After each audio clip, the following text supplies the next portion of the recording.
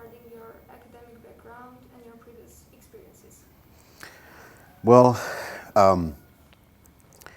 in general, I've been involved quite a lot in leadership, and I have 2 bachelor's degrees in ecclesiastical leadership field.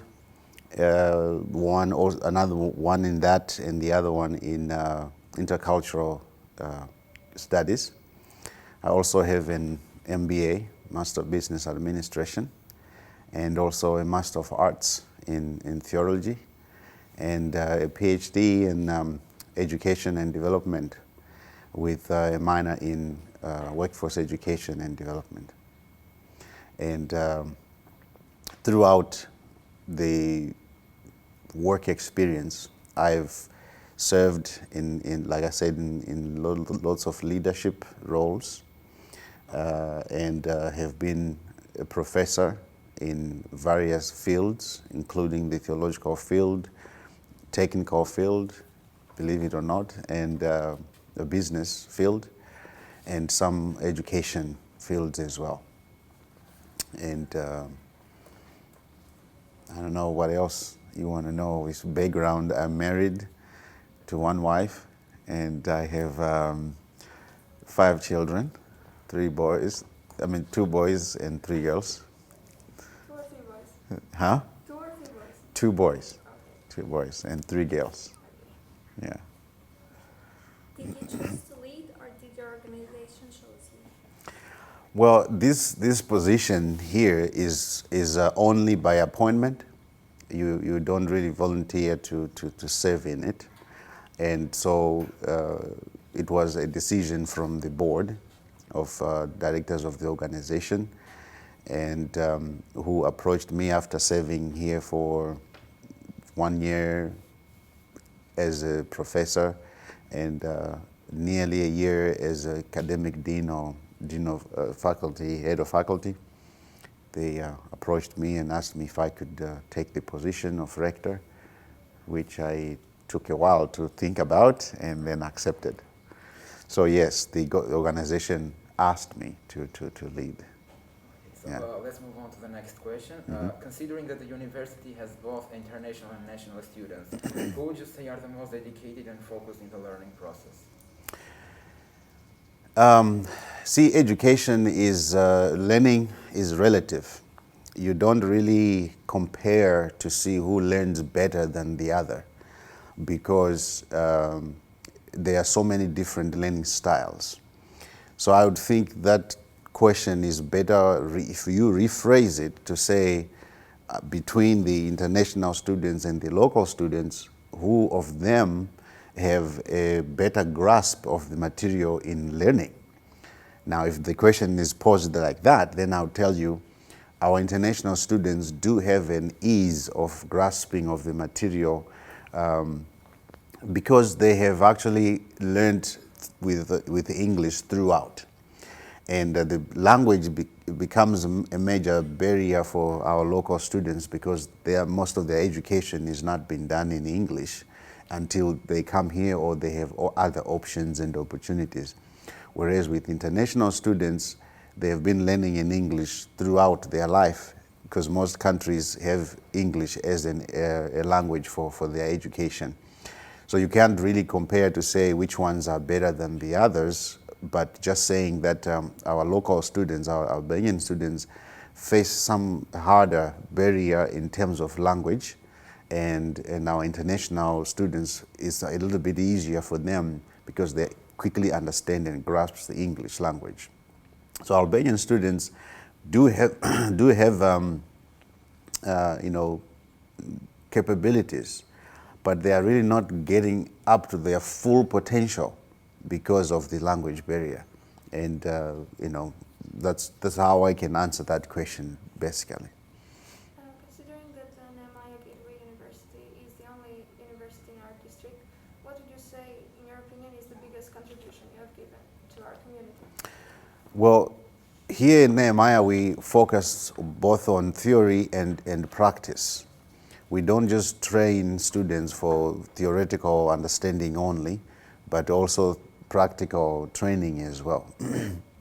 And as a result, we encourage them to be involved a lot in their communities and in the local businesses through research, through actual work, and we encourage them to move around and actually pick organization and be appointed by organizations or even sent over by organizations to come and study here and put the work, the studies they are getting here, put them into practice in the community.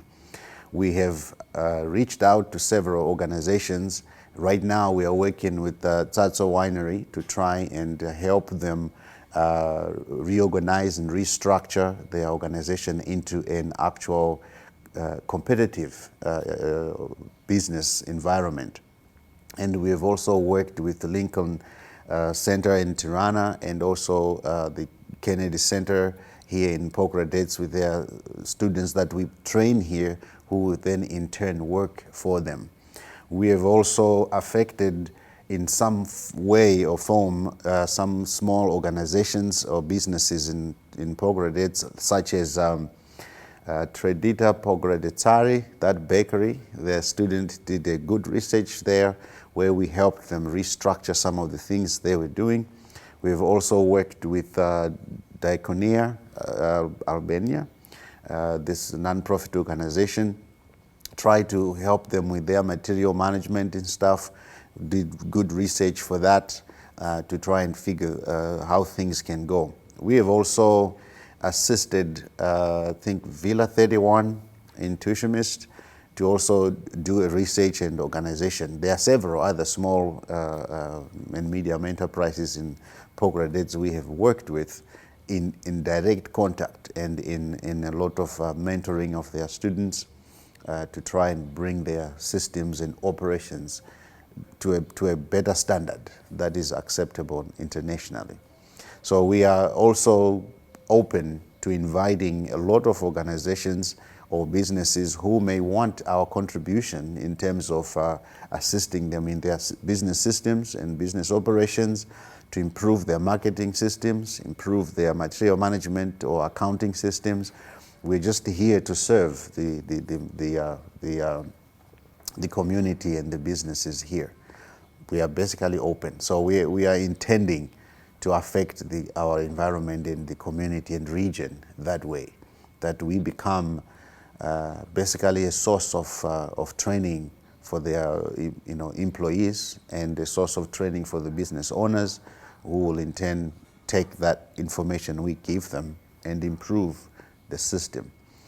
And when it comes to the municipality, we have tried to work in tandem or in line with what is going on within our environment.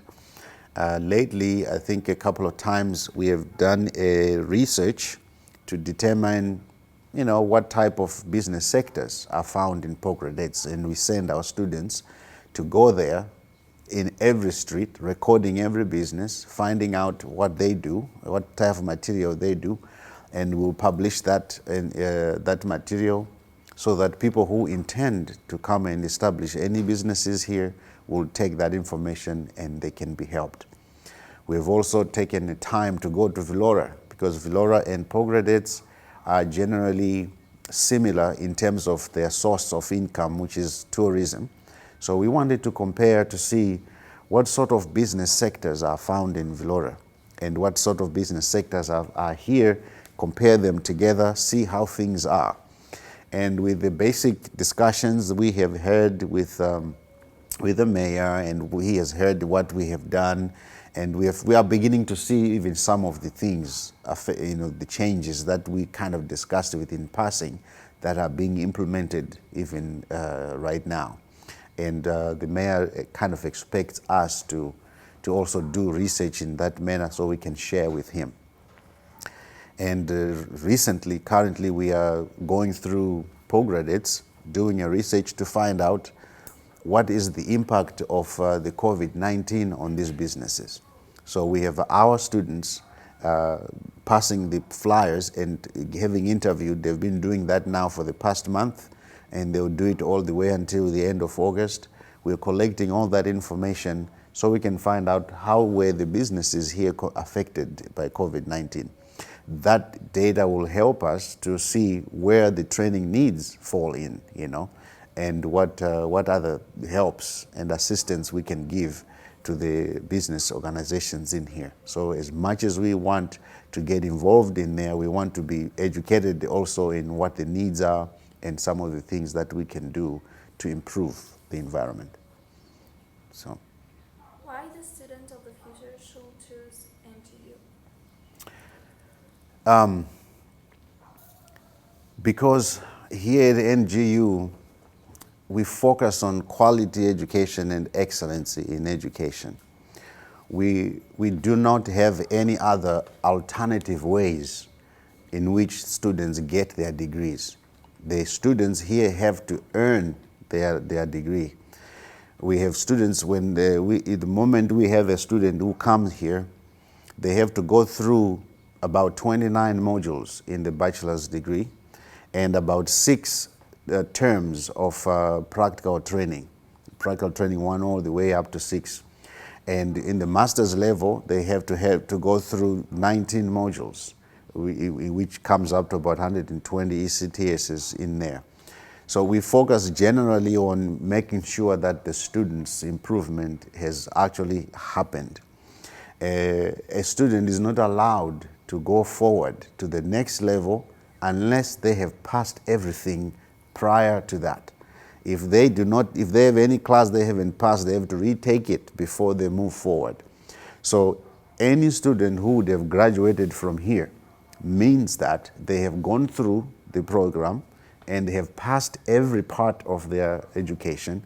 So we train you to really become a person that you need to be in business and in leadership and in education assessment and other things such as that. We don't have any easy way to go through things. Once you come here, you are really guaranteed to leave the place different and to leave the place changed to be a better person, at the end of the day. So a student is encouraged to apply to come here because they gain and get real education that is filled with personalized education, student-centered education, where we offer a lot of mentoring. And we are kind of like a small-sized university with smaller group of students. And those students have an opportunity to meet one-on-one with the professors here. I can tell you that since I started here in 2018, I have literally met with every one of the students who came through here from that time on until they leave. So any student who comes here will have an opportunity to speak to every of the faculty and the professors and the rector. I make it a point to make sure I talk to every student, find out what's going on, because we want to affect their life and not just their brain and their knowledge, We want to make you a different person when you leave here. We want to improve your knowledge and we want to improve your abilities, improve your attitudes, improve your habits. We want to improve your skills. So we want to spend time and to understand who you are and then customize our education counseling, our education mentoring to fit the needs that you have in order to become the person that you intend to become. We focus on training students to become, say, good parents, to become good statespeople, decision makers, and good leaders. So we spend time with them since we are a smaller organization and we try to intend to keep it that way. We limit the number of our students that we take in to about 25, in each take. We increase a little bit depending on the more stuff. So far it's 25. So that we don't overwhelm ourselves. If we have 30, we'll have to hire a few more people. It's not that we don't want more students. We want more students, but we're just saying that right now, our capacity is 25 each intake to make sure that we can have the students that can have an opportunity to talk to their mentors and proceed. Every student is assigned a mentor. From the time you come, through research, through coaching, until you leave, you'll be working closely with your mentors, closely with your professors, and be able to really learn when you leave here. Okay. Knowing that the NGU diploma is officially accredited in USA and Germany, do you think that students choose NGU as an opportunity to emigrate to these places later, or do they choose the academic qualities? Well, I can say that, like I mentioned before, that here at NGU we focus on the student improvement and the student achievement.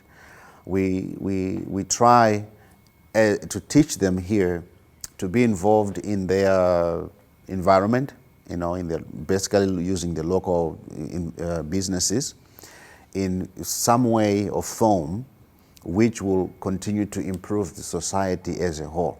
So we really don't focus on whether or not a student is here or a student chooses to live abroad or whatever.